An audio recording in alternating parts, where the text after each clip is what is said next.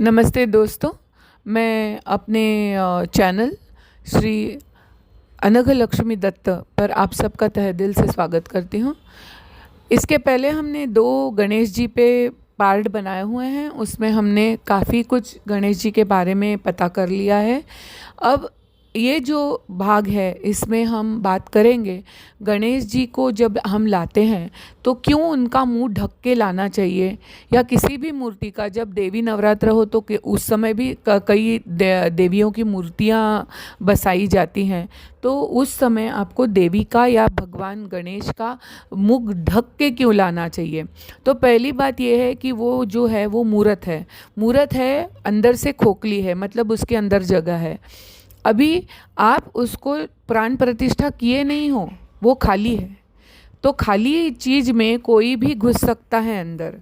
तो ये बात को ध्यान रखते हुए हमको बोला गया है कि आप हमेशा मुंह ढक के लाइए, क्योंकि अक्सर जो बुरी शक्ति अंदर चली जाती है वो आँखों के माध्यम से चली जाती है। इसलिए किसी भी मूर्त को घर लाते वक्त अगर उसमें प्राण प्रतिष्ठा हुई नहीं है तो आपको ढक के लाना ही वाजिब होता है। अभी ये हुआ गणेश जी को आप मुख ढक के क्यों लाते हो। जब आपका विसर्जन हो जाए तो विसर्जन के समय आपको क्या एहतियात बरतनी चाहिए। तो पहले तो उनके साथ जाते हुए गणेश जी को आप जाते हुए उनके साथ आपको कोई चीज़ उनके साथ खाने वाली उनके साथ देनी चाहिए, जिसको हम छिदोरी बोलते हैं। मतलब कि उनके साथ खाने का डब्बा। जैसे आपके घर में कोई मेहमान आया है और अभी आपके घर से वो जाने वाला है, तो आप उसको कुछ देते हो ना, कुछ उसको मिठाई का डब्बा, या उसको घर पे ले जाने के लिए, या उसको रास्ते में भूख लगी तो खाने के लिए। ऐसे ही मैंने आपको गए पार्ट में बताया था कि जो व्यष्टि साधना है या जो आप साधना करते हो, उसमें सबसे पहला और आखिरी मायना क्या है। तो आप जो करो वो करो, आप जो ना करो खुद के लिए वो उसके लिए भी मत करो। तो इसी नियम के माध्यम से आपको उनके साथ कुछ खाने को भेजना चाहिए। तो खाने को भेजते वक्त आपको क्या भेजना चाहिए। तो जहाँ तक नॉर्थ इंडिया का सवाल है या ईस्ट इंडिया का सवाल है, तो यहाँ पे ज़्यादा करके दही पोहे या दही चावल वो उनको दिए जाते हैं उनके साथ में पैक करके। लेकिन जो वेस्ट इंडिया है या साउथ इंडिया है, सदर्न इंडिया है, मिडिल इंडिया है, यहाँ पे ज़्यादा करके उनके साथ कोई अनाज, 5 अनाज उनके साथ देने का रिवाज है कि वो घर में वो लेके जाके हम अपना अपना खाना बना सकें। उनको तो घर वालों के लिए कोई मिठाई ऐसा करके हम लोग वो उसको देते हैं। तो वो 5 धान्य क्या है, तो उसमें गेहूँ आ जाता है, चावल आ जाता है, क्योंकि गेहूँ का मतलब रोटी बनती है, या बाजरे या क्या बोलते हैं ज्वारी की रोटी बनती है, लेकिन मकई की रोटी बनती है। तो जिस भी प्रांत में जिस चीज़ से भी रोटी बनती हो वो धान्य वो एक हो गया। क्यों? क्योंकि आप उसको पीस के तो नहीं भेज सकते। पीस के आपने भेजा तो वो रास्ते में मतलब गीला हो जाए, कुछ हो जाए तो खराब हो सकता है। तो इस वजह से आपको वो धान्य देना चाहिए।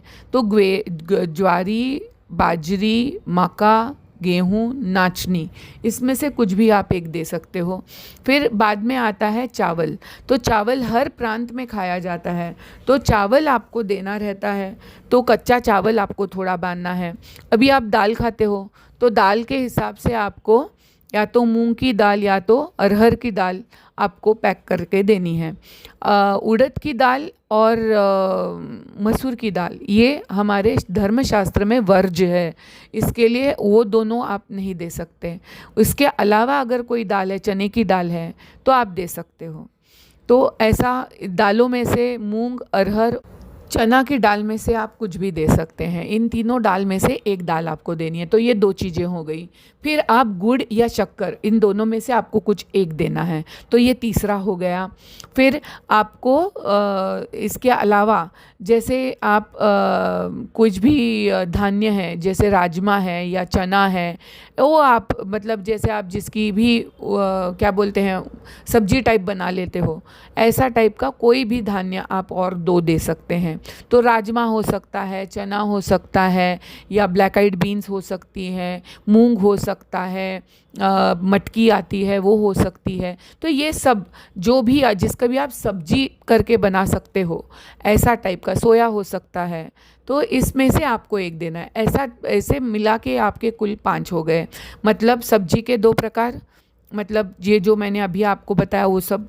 फिर गेहूं टाइप का जिससे रोटी बनती है उसका 1, यानी 3 हो गए। चावल 4 हो गया, और 5वां शक्कर या गुड़। तो ये सब आपको देना है। उनके साथ छोटे छोटे पोटली बना के आपको उसके साथ भेजना है। ध्यान रहे, ये पोटली अक्सर आप लोग आजकल पॉलीथीन बैग में बनाते हो या जिप लॉक बैग में बनाते हो। आपको जिप लॉक बैग में ना बनाकर आपको कपड़े की बनानी है।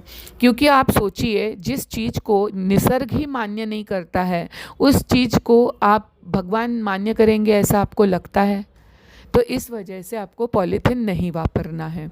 और ये सब आपको गणेश जी के साथ ही विसर्जित करना है। उसके साथ आप जो भी मिठाई का प्रसाद आपने दिखाया है उसके 2 निवाले, मतलब बर्फ़ी लाई है तो 2 बर्फ़ियाँ, या पेड़े लाए हो तो 2 पेड़े, ऐसा करके आपको ये 6 चीज़ें उनके साथ भेजनी चाहिए। अभी सवाल उठता है कि इस टाइम पे आपको गणेश जी का क्या मंत्र बोलना चाहिए। तो गणेश विसर्जन करते वक्त आपको अगर उसका मंत्र नहीं आता है तो कोई बात नहीं है, आप किसी भी भाषा में बात करो। वैसे जो मंत्र आप बोलते हो वो संस्कृत में आप वही बात बोल रहे हो जो आप नॉर्मल भाषा में बोलते हो। तो भगवान को सादी सरल भक्ति पसंद है, तो आप अपने लैंग्वेज में बोल दो कि हे भगवान, आप हमारे पास इतने दिन तक रहे, हमारे साथ हमारा सुख दुख बांटा, और आपने हमारे ऊपर आपकी कृपा दृष्टि करके आपके सेवा का मौका दिया। इसके लिए हम आपके चरण में कृतज्ञ हैं, और ऐसी ही कृपा दृष्टि आप हम पे बनाए रखिए। और हे भगवान, हमारे से अगर इस दौरान आपका पूजा करते वक्त या आपका कुछ भी कार्य करते वक्त या आपकी सेवा करते वक्त अगर हमसे कुछ कम ज़्यादा हो गया हो, तो हे भगवान, हम आपके बच्चे हैं, एक नादान बच्चे ने आपकी पूजा की है, यह समझकर हमको माफ़ कर देना, और अगले टाइम से हमारे से ये गलती ना हो, इसके लिए आप ही हमें वो नॉलेज भी भेज देना और हमसे वो करवा भी लेना। तो ये प्रार्थना आपको करनी है और उनके ऊपर अक्षत डालनी है। ये प्रार्थना आपको हाथ में अक्षत लेके बोलनी है और गणेश जी के ऊपर छोड़ देना है। तो पुनरागमनाय च ऐसा बोल के वो अक्षत आप उन पे अब शॉवर करोगे तो आपके जो भगवान का जो तत्व उसमें उतरा है वो अपने आप निकल जाएगा। अब सवाल उठता है कि ये करने से चलता है तो जब भगवान की स्थापना होती है तो क्या करना रहता है। तो उसके लिए मैं कोशिश करूँगी कि मैं आपको वीडियो भेज दूँ, लेकिन प्रॉमिस नहीं कर पाऊँगी क्योंकि बहुत कम दिन रह गए हैं गणेश जी को। लेकिन अगर आपको नहीं आता है तो आप प्रॉपर पुरोहित को बुला के ही कीजिए। बाहर जितने भी वीडियो आ रहे हैं वो सब एकदम थ्रू द पॉइंट राइट हैं, ये हम गारंटी नहीं दे सकते। अभी सवाल उठता है कि इस दरम्यान आपको कोई उपवास करना चाहिए क्या। तो उपवास जो होता है, उपवास यानी जो हमेशा का आपका रूटीन है उससे परे जाके आपको भगवान के साथ टाइम गुजारना है, उनकी सेवा करते हुए टाइम गुजारना है, उनका कुछ मंत्र बोलते हुए टाइम गुजारना है, तो उसी को बोलते हैं उपवास। ओके। लेकिन ये जो उपवास होता है आप क्यों रखते हो, जो आप जानते हैं, मैं जानती हूँ कि आप खाली पेट रहते हो। तो ये खाली पेट क्यों रहना चाहिए, क्योंकि जो इंसान को जो चैतन्य ग्रहण करना रहता है भगवान से, तो वो चैतन्य वो सबसे ज़्यादा तब खींच सकता है जब उसका स्टमक, पेट खाली हो। तो इसके लिए आपको उपवास करने के लिए कहा जाता है। तो इसका एक ऑल्टरनेटिव ऐसा भी है कि आपका शरीर वायु हल्का होना चाहिए, ये उसका उद्देश्य होता है। क्योंकि जब शरीर वायु हल्का हो तो आप चैतन्य ग्रहण कर सकते हैं, ज़्यादा से ज़्यादा चैतन्य ग्रहण कर सकते हैं, वरना नहीं कर सकते हैं। तो इस वजह से आप या तो उपवास यानी जिस दिन आप गणेश जी को लाओ उस दिन कम से कम उनकी स्थापना होने तक आप को उपवास करना है तो आप कर सकते हैं, क्योंकि जब वो तत्व उतरता है तो आप जब उस पे फूल चढ़ाओ, आप जब उस पे अक्षत चढ़ाओ, आप जब उसकी पूजा करो, तो आपको वो चैतन्य ग्रहण करने को आना चाहिए। उस जब तक गणेश जी आपके घर में हैं, या जब तक कोई भी भगवान की आपने स्थापना की है, वो भगवान आपके घर में है, तब तक आपको ज़्यादा से ज़्यादा हल्का और सात्विक खाना खाना चाहिए, जिससे कि आपका शरीर वायु कम से कम वजनदार हो, हल्के से हल्का हो। तो इसके वजह से आप चैतन्य ज़्यादा से ज़्यादा खींच पाएंगी। तो इसका जो अल्टरनेटिव है वो ये है कि आप कच्चा खाओ। तो नमक और चीनी, ये दो चीज़ें ऐसी हैं जिसके वजह से आपके शरीर में वजन आ जाता है, आपका शरीर वायु जो है वो वजनदार हो जाता है, इसके वजह से आप चैतन्य नहीं खींच पाती। तो अगर इसको आपको आप उपवास नहीं कर सकती हैं, आपकी तबीयत ठीक नहीं है या कुछ है, तो आप बिल्कुल उपवास मत कीजिए। क्योंकि हमारे शास्त्रों में लोग मालूम नहीं जाने क्यों वो बिना कुछ जाने समझे उपवास करते रहते हैं। वैसे तो उपवास देखने को जाओ तो आजकल के ज़माने में हम कोई भी उसको राइटली नहीं कर रहे हैं, क्योंकि उपवास में सिर्फ फल और दूध का आहार लेने का परमिशन होता है। इसके अलावा कोई भी और चीज़ की खाने की परमिशन नहीं होती है। तो या तो आप ऐसा करो, या तो फिर आप जिस दिन आप गणेश जी के लिए आप कोई अवर्तन करने वाले हो, या उनकी कोई पुराण पढ़ने वाले हो, या आप उनके कोई स्तोत्र बोलने वाले हो, या उनका कोई याग रखने वाले हो, उस समय या उस दिन आप उपवास रख सकती हैं।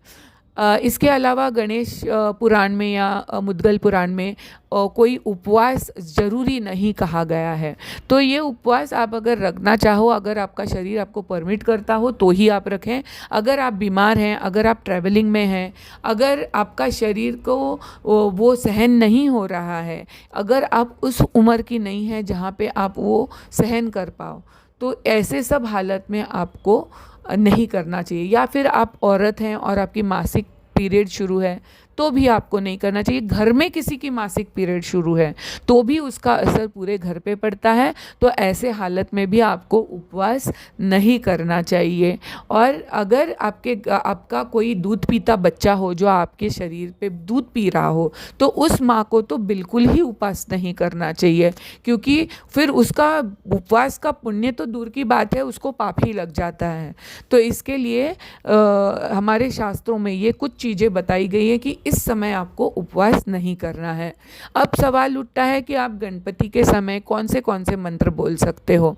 तो आप ओम गंग गणपते नमः ये गणेश मंत्र बोल सकते हो, या फिर ओम श्री गणेशाय नमः ये बोल सकते हो, या तो फिर आप मुद्गल पुराण या गणेश पुराण का आप आपके घर में पाठ रख सकते हो। अगर वो भी नहीं होता है तो गणेश जी कैसे उत्पन्न हुए थे उसकी आप स्टोरी पढ़ सकते हो। अगर वो भी नहीं बनता है तो आप गणेश याग रखने वाले हो, कोई याग आपको हवन करना है, हवन करने की इच्छा है, तो आप उसका हवन रख सकते हो। अगर कुछ भी नहीं बनता है तो बहुत सारे गणेश स्तोत्र अवेलेबल हैं, और बहुत से ऐसी चीज़ें जैसे अथर्व शीर्ष हैं, ऐसे कुछ चीज़ें गणेश जी की अवेलेबल हैं जिसको करने से गणेश जी प्रसन्न हो जाते हैं। तो इनमें से आप कुछ भी कर सकते हैं। अगर कुछ भी ना जमता हो तो बस उनके सामने बैठ के 10 मिनट शांति से गुजारिए और उनके सानिध्य में अपना टाइम गुजारिए, ध्यान लगाने की कोशिश करिए। तो ये तो सर्वोत्तम आपका उपचार हो गया है। ओके, तो ये था वो सब चीज़ें जो आप कर सकती हैं। इसके अलावा अगर आपको कोई प्रश्न चिन्ह रह गया हो तो आप मुझे पूछ सकती हैं। अभी यहाँ पे एक सवाल ऐसा उठता है कि जब आप गणेश जी को रखती हैं तो अक्सर मैं देखती हूँ कि ये मामले में लोग गलत हो जाते हैं। तो गणेश जी जब आते हैं तो उनके पत्नी के सहित आते हैं। गणेश जी को 2 पत्नियां हैं, रिद्धि और सिद्धि, और दोनों के जो रूप हैं मूल रूप वो महासरस्वती और महालक्ष्मी के हैं, क्योंकि उनकी माँ जो है वो पार्वती महाकाली के रूप में है। तो इसके लिए माँ कभी पत्नी नहीं बन सकती, तो बाकी के 2 जो हैं वो तत्व महासरस्वती और महालक्ष्मी जी के हैं। तो ऐसे हालत में आप कभी भी अगर गणेश जी की पूजा अपने घर में रखते हो तो उनके दोनों भी पत्नियों की आपको ओटी भरना नहीं भूलना चाहिए, उनको सुहाग चिन्ह देना नहीं भूलना चाहिए। अगर आप वो देना भूल जाते हो तो बहुत ही गलत बात है। तो उनको भी आप सुहाग चिन्ह रखो, उनके लिए चूड़ियाँ रखो, उनके लिए ब्लाउज़ पीस रखो, ये सब करना आपके लिए ज़रूरी है। मैं समझती हूँ अभी मैंने गणेश जी का जो भी बताया है वो सब पूरा मैंने आपको A to Z पूरा पूजा विधि जितना ज़रूरी है, जो बहुत ही ज़रूरी है, जो आपको मिस नहीं करना चाहिए, वो सब अब मैंने अभी तक बता दिया है। और एक बात जो यहाँ पे रह जाती है वो ये है कि गणेश जी की पूजा कभी भी सिंदूर धारण किए बगैर नहीं करनी चाहिए। सिंदूर यानी कौन सा, जिसको मराठी में शेंदूर या संस्कृत में शेंदूर बोलते हैं, मतलब ऑरेंज रंग का जो भारी धातु होता है। क्योंकि सिंदूरेश्वर नाम का जो राक्षस था, उसका जब वध किया था गणेश जी ने, तो उसको उन्होंने वचन दिया था कि जो भी तेरा उसका जो ब्लड बाहर जो फेंका गया, तो उस ब्लड से वो सिंदूर नाम का जो सिंदूर है वो बना है। तो वो सिंदूर आप धारण किए बगैर अगर गणेश जी की पूजा करते हो तो वो कभी भी मान्य नहीं होती है। तो गणेश जी के पूजा में सबसे ज़्यादा अहम अगर कुछ होता हो तो सबसे पहले उठ के आप अपने माथे पे शेंदूर का तिलक लगा लीजिए। और शेंदूर को, सच्चा शेंदूर और झूठा शेंदूर कैसे पहचाने, तो जो असली शेंदूर होता है ना, वो आप अगर थोड़ा भी हाथ में पकड़ो तो वो बहुत हैवी होता है, इट्स वेरी हैवी। आप महसूस कर सकते हो कि अरे इतना सा चीज़ मैंने हाथ में पकड़ा है और वो इतना अब मेरे को हैवी लग रहा है, ये बात आप महसूस कर सकते हो। तो इस बात का आप टेस्ट करके आप जो असली शेंदूर है उसको ले सकते हो। और फिर आपकी जो पूजा अर्चा जो है सब गणेश जी का वो कर सकते हो। अभी तक मैंने जितना भी गणेश जी के बारे में था वो सब मेरे ख्याल से अभी बता दिया है। फिर भी अगर आपको कोई सवाल बचता है तो आप पूछ सकते हैं। आप इस चैनल को लाइक सब्सक्राइब करना ना भूलें और बेल आइकन दबाना ना भूलें और शेयर करना ना भूलें। आप अभी तक आपने इस चैनल की पूरी बातें पेशेंटली सुनी और इसके लिए मैं आपका तहे दिल से शुक्रिया करती हूँ। इसी प्रकार का सहायता और सहायक आप हमें बने रहिए और हमारी हिंदू संस्कृति के बारे में अधिकतम जानकारी आप इस चैनल से पाते रहिए। नर्मदे हर, जय गजानन।